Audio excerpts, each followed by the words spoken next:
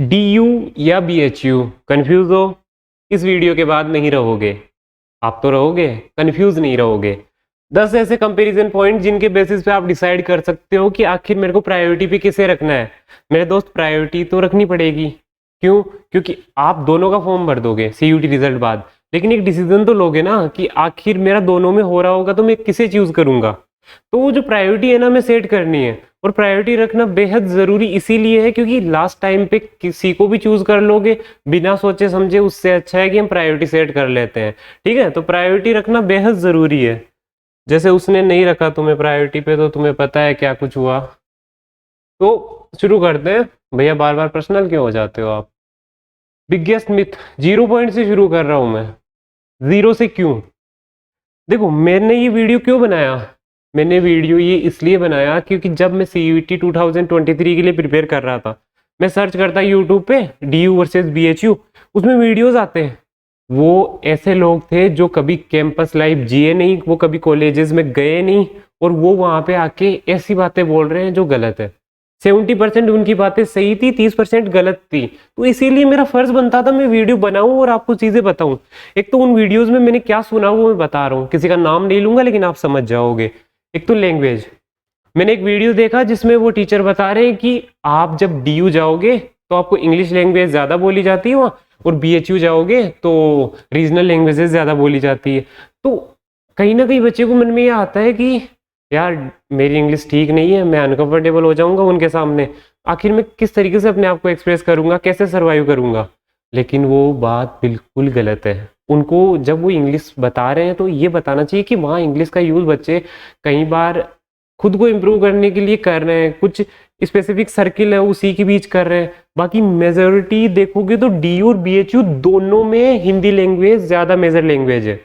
तो ये चीज़ अपने दिमाग से निकाल देना कि अगर मेरे को इंग्लिश नहीं आती तो मैं वहाँ कैसे सर्वाइव करूँगा। मुझे देखो, मैक्सिमम टाइम अपनी रीजनल लैंग्वेज ढूंढाड़ी, मारवाड़ी, राजस्थानी भाषा है, उन्हीं बोलियां हैं, उन्हीं का यूज़ करता हूँ मैं। क्यों? क्योंकि उन्हें ख़त्म नहीं होने देना, इस वजह से। तो कोई दिक्कत नहीं आती, आपको जैसे रहना है वैसे रहो। तो इसके बेस ये जो मैं पॉइंट बता रहा हूँ ना 3, इनको छोड़ के जो आगे पॉइंट बताऊंगा उनके बेसिस पे डिसाइड करना है कि कौन सा चूज करना है। बस इतना है कि इन पॉइंट्स की वजह से कभी भी ये डिसाइड मत करना कि मैं DU छोड़ देता हूँ। ठीक है, वो डिसाइड करने के पैरामीटर दूसरे होंगे। एक वेस्टर्न कल्चर, आप सोच रहे हो कि मैं बिल्कुल गांव का देहाती आदमी और वहाँ बिल्कुल वेस्टर्न कल्चर वाले लोग, ब्रो ब्रो करने वाले लोग, तो आखिर मैं कैसे सरवाइव करूंगा, है ना? ये मिसकंसेप्शन है। हो सकता है वेस्टर्न कल्चर, हो सकता है क्या है, वेस्टर्न कल्चर आपको ज़्यादा मिल जाएगा, बट आपको जैसे रहना है खुद को अंदर से, जो हो, जो रियल में आप हो, आपको वही एक्सप्रेस करना है खुद को। मैं बिल्कुल अपने देहाती पने में जीता हूँ और DU में रह रहा हूँ, मैं हंसराज में हूँ। क्या मैंने सर्वाइवल में कोई दिक्कत आई? हमें अपने जैसे लोग मिल जाते हैं। कुछ आपको वो छम छम करने वाले भी मिलेंगे, कुछ आपको वो अपने लोकल रीजनल काम माइंडेड बिल्कुल स्थिर लोग भी मिलेंगे। तो जैसा आपको सर्किल यहाँ पे बनाना है वैसा बना लेना।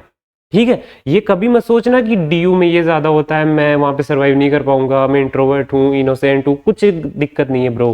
ठीक है, और हाँ, ये पॉइंट आ ही गया कि क्या मैं भोला भाला बच्चा हूँ, एक बड़ी सिटी है, मैं सरवाइव कर पाऊंगा या नहीं कर पाऊंगा। ये क्वेश्चंस मेरे दिमाग में भी थे, मैं भी तो भोला भाला ही हूँ। तो ये क्वेश्चन CUT 2023 के टाइम मेरे दिमाग में भी थे, और ग्रुप में भी जो मैं कनेक्टिव हो रखा हूँ, एक जगह है जहाँ मैं कनेक्ट हूँ स्टूडेंट के साथ, वो भी कई बार मुझे कॉल करके पूछते हैं कि भैया क्या वहाँ पे कोई दिक्कत तो नहीं होती, क्या कोई सेफ्टी इश्यूज तो नहीं होते? तो देखो, इनोसेंट है, भोला भाला है, कोई भी बंदा है वो रह सकता है, रह रहे हैं। इनोसेंट से इनोसेंट बंदा रह रहा है, पढ़ता है अपना आराम से, खाना पीना मस्त रह रहा है, उसको एक्टिविटीज में पार्ट लेना है, लेता है, वो कोई दिक्कत नहीं हो रही उसको। तो ठीक है, इसके बेसिस पे डिसाइड मत करना कि भैया मैं थोड़ा बहुत इंट्रोवर्ट हूँ तो क्या मेरे लिए DU जैसा बड़ा शहर है या नहीं है। बिल्कुल है दोस्त, अगर आपको लगता है कि मुझे सर्वाइवल में दिक्कत आएगी तो भी आओ। क्यों आओ?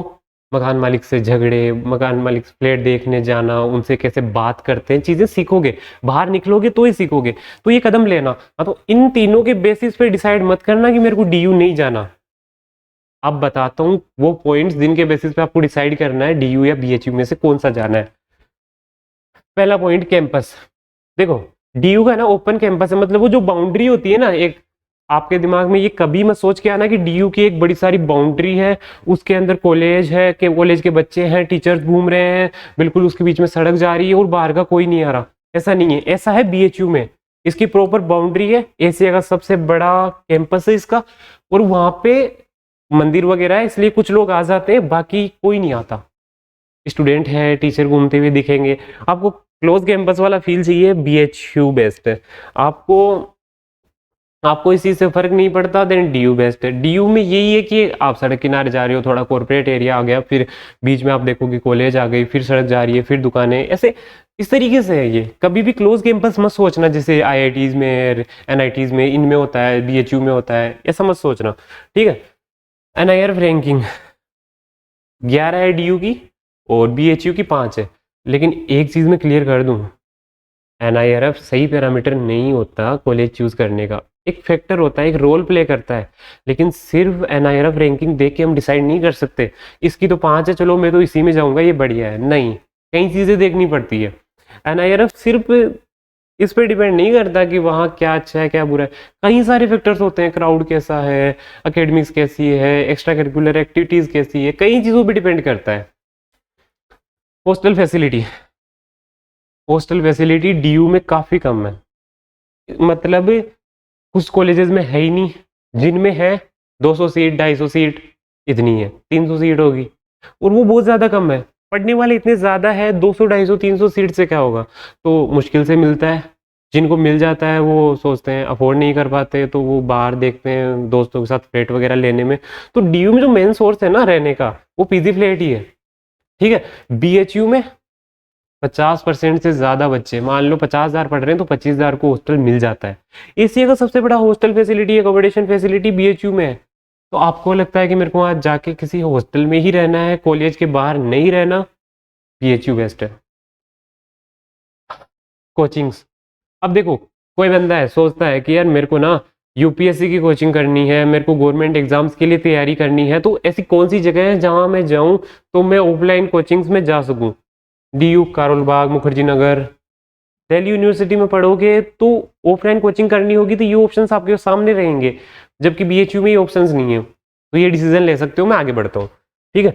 आप दोबारा वीडियो शुरू कर लेना, कैसे भी कर लेना, एक एक पॉइंट पे सोचना कि आखिर मेरी सिचुएशन क्या है और मेरी सिचुएशन के अकॉर्डिंग कौन सा बेस्ट रहेगा।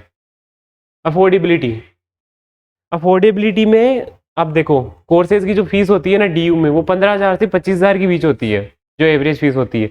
इसकी भी इतनी ज़्यादा नहीं है। बीएचयू की भी एनुअल है ये 2 से 4 हज़ार, सिर्फ 2 से 4 हज़ार। तो देखा जाए तो दोनों ही ज़्यादा नहीं है। मेन लफड़ा यहाँ है दोस्त, जो अकोमोडेशन फीस है, जो मंथली का जो खर्चा आता है, वो डीयू में 10 से 15 हज़ार आता है मिनिमम, और बीएचयू में 5 से 8।